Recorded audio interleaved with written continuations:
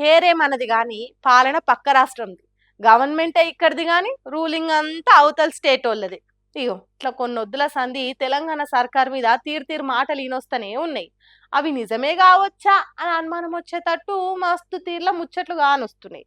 ఇగో ఇవాళ సీఎంఓ చేసిన పోస్ట్ కూడా ఆ కామెంట్లకు ఇంకింత బలం తెప్పించేటట్టే ఉంది ఇట్లా. ఇట్లుండే తెలంగాణ ఎట్లా అయిపోయే తెలంగాణ అని నలుగురు ఇట్లా మాట్లాడుకొని నారాజయ్య కాడికొచ్చిందిగా కథ. తెచ్చుకున్న తెలంగాణలో ఆంధ్ర లీడర్ల జోలే వద్దు, వాళ్ళతో అక్కరే లేదనుకుంటే స్వరాష్ట్రం కోసం అడిగితే సంపిన అప్పటి నేతల్ని నెత్తికెత్తుకుంటురుగా. ఇట్లా ఇప్పుడు కాసు బ్రహ్మానందరెడ్డి పుట్టినరోజు పేరు మీద స్వాతంత్ర సమరయోధుడు ఉమ్మడి ఏపీ సీఎం స్వర్గీయ కాసు బ్రహ్మానందరెడ్డి జయంతి సందర్భంగా ముఖ్యమంత్రి రేవంత్ రెడ్డి ఆ మహనీయుడికి నివాళులర్పించింది అనుకుంటా తెలంగాణ సీఎంఓ అకౌంట్ లో పెట్టిరు ఇట్లా.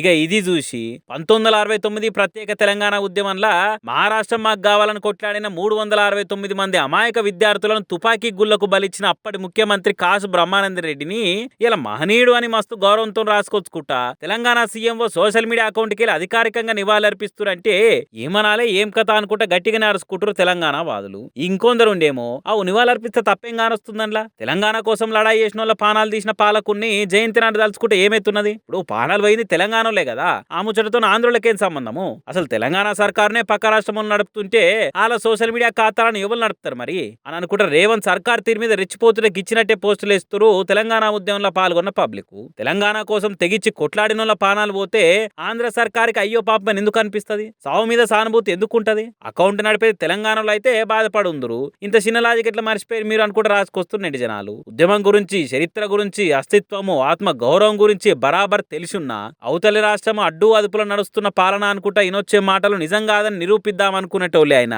ఇట్లా నివాళులు అర్పిద్దురా, ఇటువంటి పోస్టులు ఎద్దురా అని అనుకుంటా కామెంట్లతోనే కన్నెర్ర చేస్తుంది తెలంగాణ సమాజం.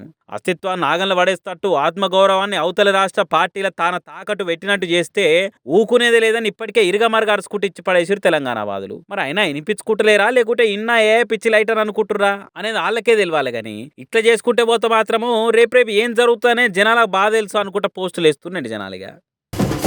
హైడ్రా పేరు మీద ఆగమాగం చేస్తుర్రు. ఆఖరికి కోర్టు ఆర్డర్లను కూడా పట్టించుకోకుండా కూలుస్తుంటే చూసుకుంటా ఊసవాలా మేం అని హైకోర్టు సీరియస్ అయ్యి హైడ్రా కమిషనర్ రంగనాథ్ ను ఫస్ట్ ఆ పదవిలోకెళ్ళి తీసేయండి అని ఆర్డర్లు వేసిన ముచ్చట అందరం చూసినాము.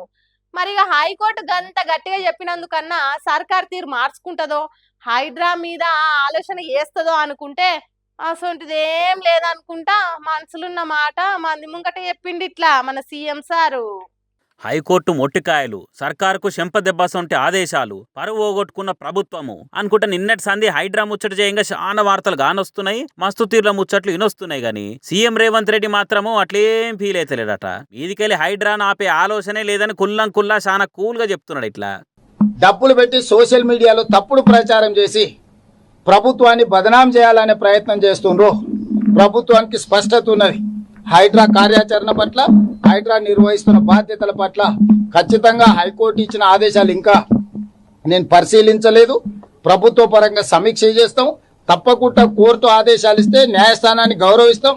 అదేవిధంగా హైడ్రా కొనసాగిస్తున్న పనులను కూడా భవిష్యత్తులో కూడా కొనసాగిస్తాం. చూసిరుగా సీఎం సార్ ఎంత క్లారిటీతో ఉన్నాడో. హైడ్రా పనులను భవిష్యత్తులో కూడా బాజాప్తా కంటిన్యూ చేస్తాము అని అనుకుంటా హైడ్రా బిల్డింగ్లను కూలగొట్టినంత రీసౌండ్ తోని కుండ బద్దలు కొట్టిండు. మరి హైకోర్టు అంత సీరియస్ అయింది కదా అని జనాలు అనుమాన పడే అవకాశం ఇవ్వకుండా సార్ కూడా ముచ్చట్ల క్లారిటీ ఇచ్చేసిండు. హైడ్రా మీద హైకోర్టు ఇచ్చిన ఆర్డర్లు నేను ఇంకా పరిశీలించలేదు, అయినా పైసలు పెట్టి మరీ కొందరు సోషల్ మీడియాలో తప్పుడు ప్రచారాలు చేపిస్తూ అనుకొచ్చింది ఇట్లా. ఇక ఈ ముచ్చట మీద ఇప్పటికే సోషల్ మీడియాలో కొన్ని వార్తలు గట్టిగానే వినొస్తున్నాయి కూడా. ఆయన మానస పుత్రిక అని చెప్పుకునే హైడ్రా మీద రేవంత్ రెడ్డి సార్ ఏ మాత్రం వెనుకపోయేటట్టు లేడు.